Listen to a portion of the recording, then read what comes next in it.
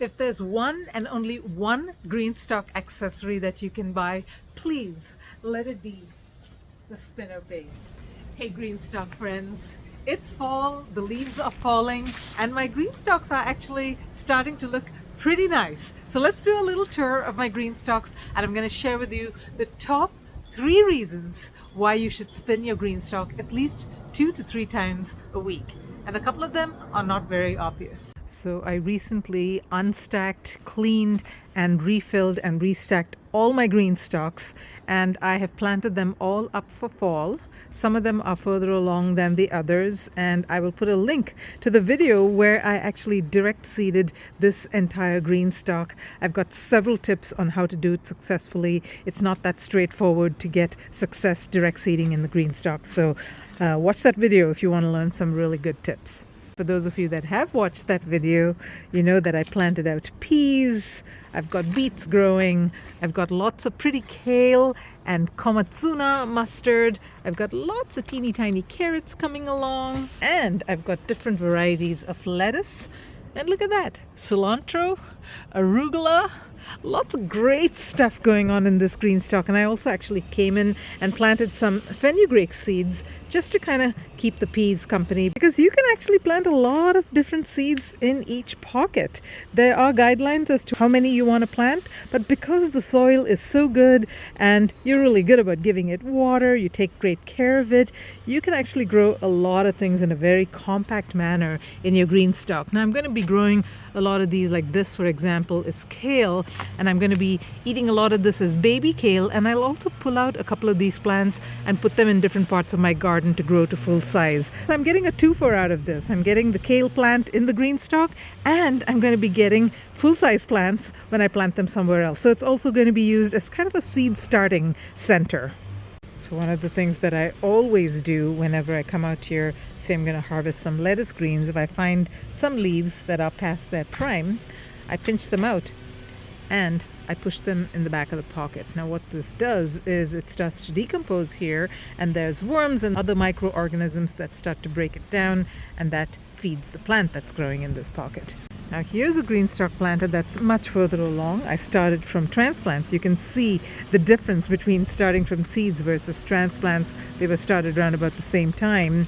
This is almost grown to full size. This is I think it's a cabbage plant. I've got lots of lovely joy choy, which is a really delicious bok choy variety. I've got marigolds, and I've got some Roman chamomile. I've got some statice flowers. I always like to add flowers to my GreenStalks. And I've also got some radish. Look at that. It's almost ready to harvest. The radish, especially the smaller varieties, they grow so fast at this time of year, and I'm going to actually harvest a couple.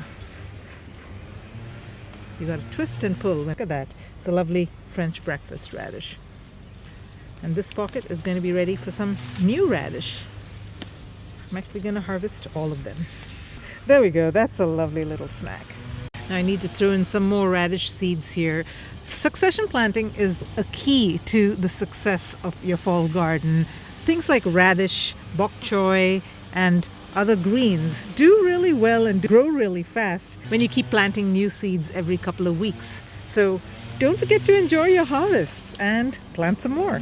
By the way, radish greens are extremely delicious too, so don't waste them. I'm going to roast these, and I'm going to throw in the leaves as well and enjoy it with some garlic and onions. The first and probably the most obvious reason why you should turn your GreenStalk is because you need to make sure that the plants in all directions are getting equal exposure to the sun. So come out here every 2 to 3 days and give it a quarter spin.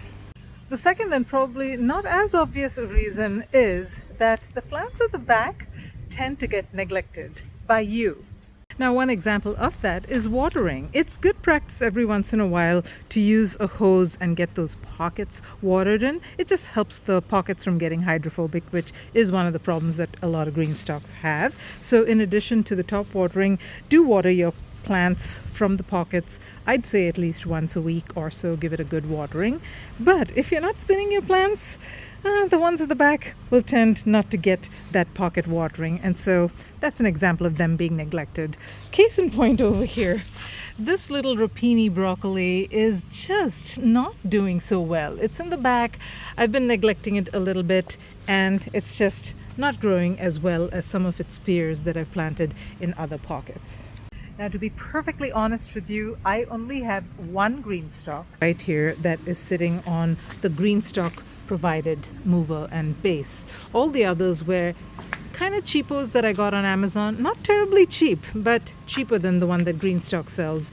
They had so many problems. Number one, they had these gaps because they're kind of like extensible, and the GreenStalk foot kept getting into the gap, so my son had to make these 3D printed little pieces that I've put in between. But even so, these are not spinners, these are just movers, and I can't move it. It's so heavy, and so to be able to turn this on a regular basis, I just avoid doing it because it is just a risk, number one, that I might topple it over, and number two, it's just hard to turn this thing. On the other hand, this one that is sitting on the GreenStalk mover, look at it.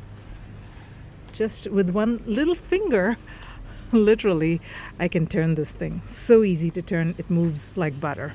I'm just loving how well some of my fall veggies are doing. These are my lettuce, the joy choy I told you about. This is wasabi radish. It's an interesting radish. If you like the taste of wasabi, the leaves taste exactly like wasabi. It's got that intense zing when you chew on them. So I really like that one. And it has a large size radish that it grows at the base as well that tastes like wasabi. I've never really grown it for the radish. I've grown it mostly for the leaves so far. So maybe this year I'll get a couple of radish. And bok choy. Bok choy grows really, really well. This is actually a tatsoi. It's called Chiji Misai. It's one of my favorites, and it looks so pretty when it is full and large. So waiting for that to do its thing.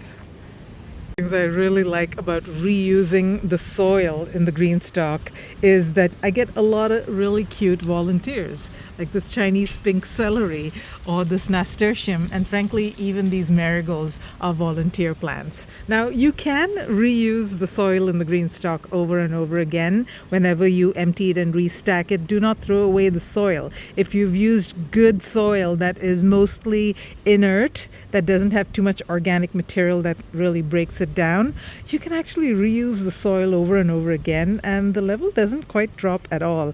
As I show you in this video, I'll put it over here somewhere where I restack the GreenStalks, and I show you all the things that I find in it, as well as the fact that the soil can be reused. It's really nice because soil is really expensive, so having it be just kind of a one-time investment is really, really nice. And finally, probably the least obvious reason, but probably also one of the most important reasons why you should spin your GreenStalks regularly is because ever so slightly some of them may be tilting. Now, tilting can happen for a variety of reasons.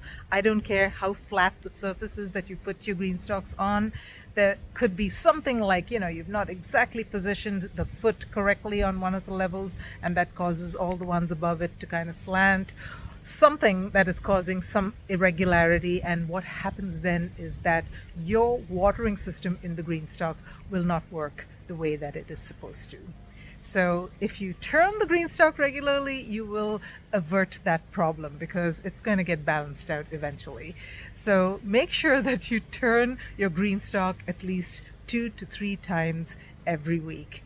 And that's why you need that spinner base, and I am saving up to buy and replace all of these bases with spinner bases, because if you have to do it 2 to 3 times a week, you're going to avoid doing it if it's difficult to turn. So go ahead and spend the money if you can and buy that most important accessory. In fact, I think it's so important that GreenStalk should actually sell them together, but I guess they want to give you the option. So if you want to learn more about how to navigate all these sales, we've got Black Friday sale coming up, and there's so many sales that happen throughout the year, and I've made a video that is dedicated to the new GreenStalk owner and what they should look for when they are trying to navigate the complexity of the GreenStalk sales. Enjoy your GreenStalks!